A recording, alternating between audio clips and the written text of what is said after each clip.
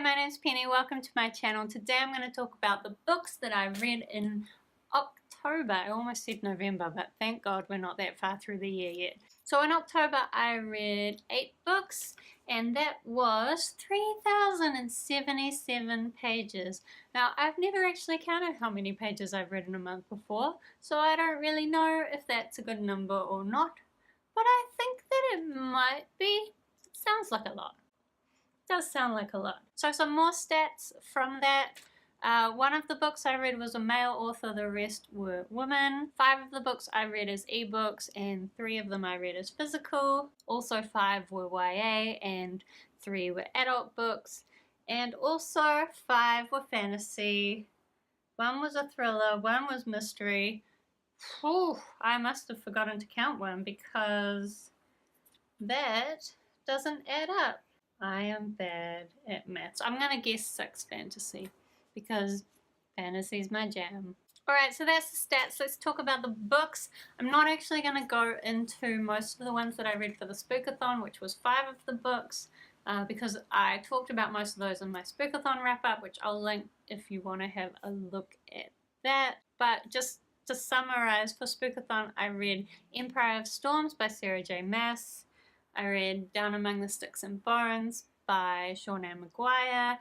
I read One Dark Throne by Kendara Blake. I read Sharp Objects by Gillian Flynn, and I read What Happened to Janie by Caroline B. Cooney. So I read one book before Spookathon started, and that was Home from the Sea by Mercedes Lackey. That's one of the Elemental Masters series.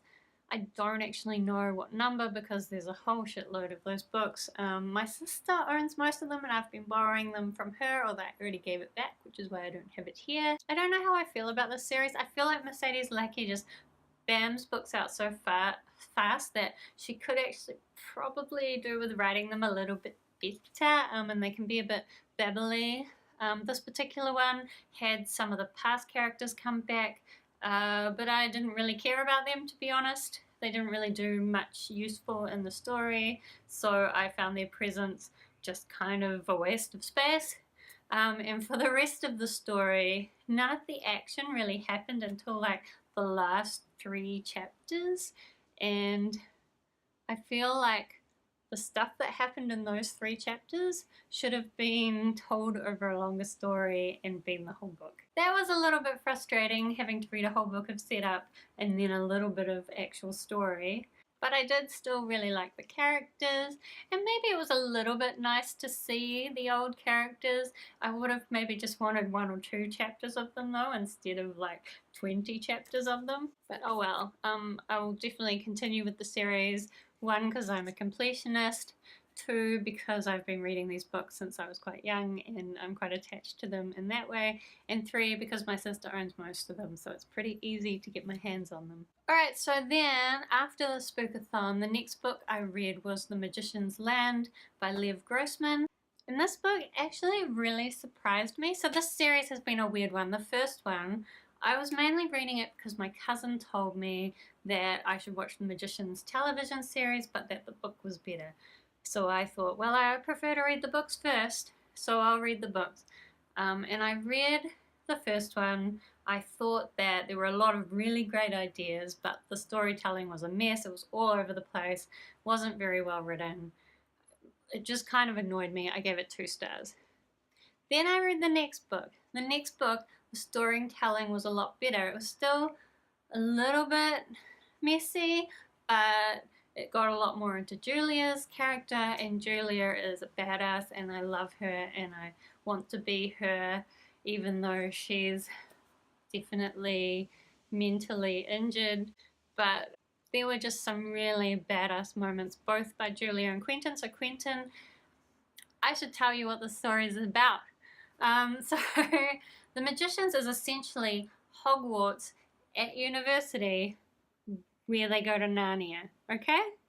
Except that Narnia is called Fillory and Hogwarts is called Brakebills. So the main character is Quentin Coldwater, and in the first book he's kind of a whiny little bitch. Everything's so hard.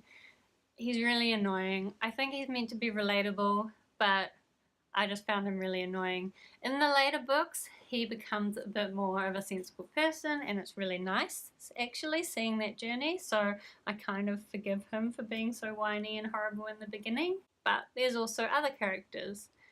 So Julia is one of them. She's awesome. Another one is Janet, who, and this is where we get into the third book. So in the third book, Janet gets more of a storyline, and before that I'd never even cared about Janet. Suddenly I love Janet. She's amazing. I want to be her too. So then the third book was definitely the best one by far. So the first book I gave 2, the second book I gave 3 stars, and then the third book I gave 4 stars. It was really great.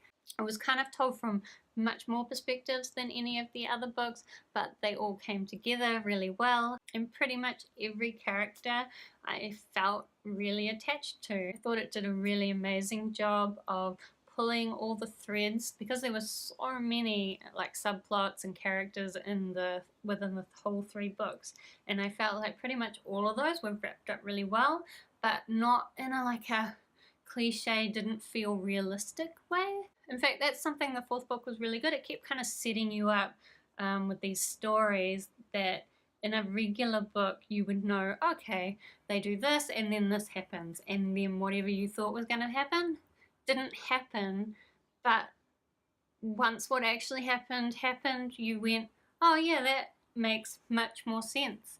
So it was a really enjoyable experience.